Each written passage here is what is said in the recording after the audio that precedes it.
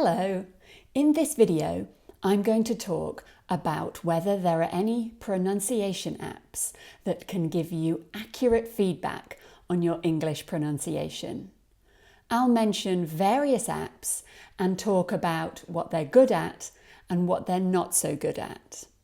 And I'll show you examples from my testing.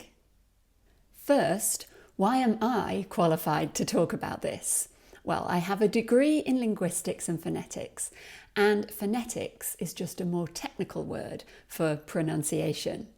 In phonetics, you study how we use our mouths to produce the different sounds of a language. I'm also a qualified English teacher, and for years I've been giving pronunciation lessons to help English learners work on their pronunciation. So I have the technical knowledge, but I also understand the problems that English learners have with pronunciation. I've also spent over 15 years developing language learning technology. I've been investigating automated pronunciation feedback for a long time. The apps that I tested while researching this video were Elsa, TalkPal, Makes You Fluent, Bold Voice, Laura and Pronuncia. I wanted to try one called Your Best Accent, but there was no way to try it without entering card details.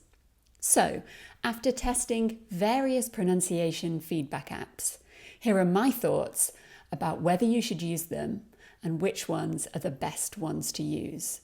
There are 4 areas that I'll cover.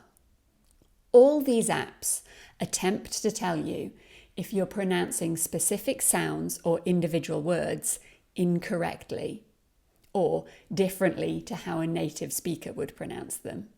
I saw lots of examples of them doing that well. But I also saw a few examples of the apps getting things wrong. For example, here in Bold Voice, I missed the h sound from humble. It found that the first time and told me to try again. Humble. Let's pause to troubleshoot. Listen to the difference. I missed the H sound again, but it told me I was right the second time. Humble. Nailed it this time.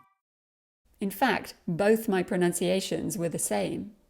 Using Elsa, for this sentence, I intentionally pronounced good, knows, how and well in an incorrect or non-native way. But the only one of those it told me about was well. A good cook knows how to use spices well. It also had a problem with cook, which I pronounced better than the other words. Also, for some reason, Elsa had a problem with my perfectly standard native pronunciation of when. When you cook.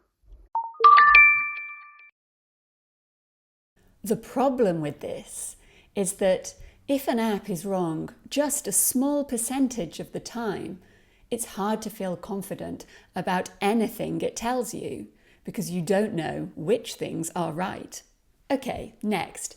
Even if an app can find places where you don't pronounce sounds correctly, that's really only useful if it can then help you understand how to make the sound. Knowing something is wrong is only step 1. The important part is understanding how to improve it.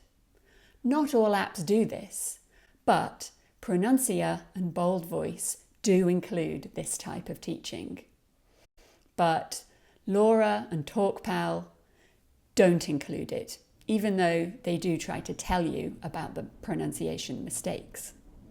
However, clear and natural English pronunciation is about more than just pronouncing sounds correctly.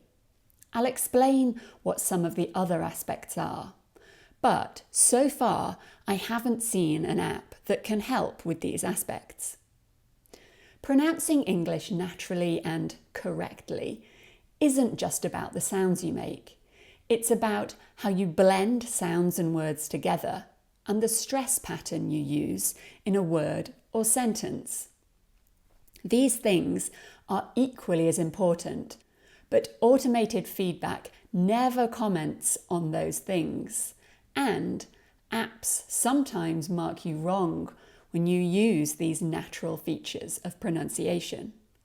For example, here's what happened when I correctly pronounced and as un, which is how native speakers would pronounce this word in normal speech, because according to the rules of English stress, and is always an unstressed word. One thing that makes an English learner sound unnatural is when they pronounce unstressed words too clearly. So, here, the tool's telling you were wrong for doing something that's actually good.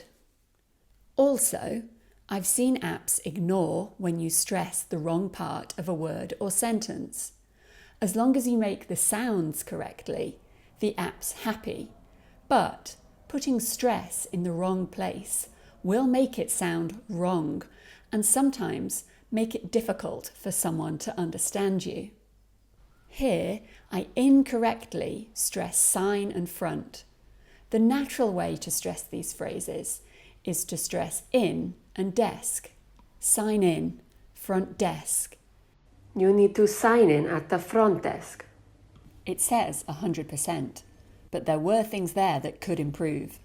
If you don't stress the correct words, you will sound unnatural and foreign.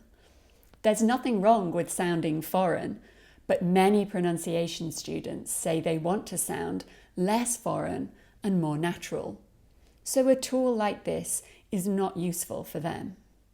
If you want personal feedback from a human, me, a qualified pronunciation teacher, about all aspects of your English pronunciation, that's something I can offer. It's available now and it's not expensive. Check the link in the description. It'll be more reliable than an app, and you can focus on the things that you personally can improve. There's something else very important to know about these apps. Usually, they're only able to assess an accent against standard American English.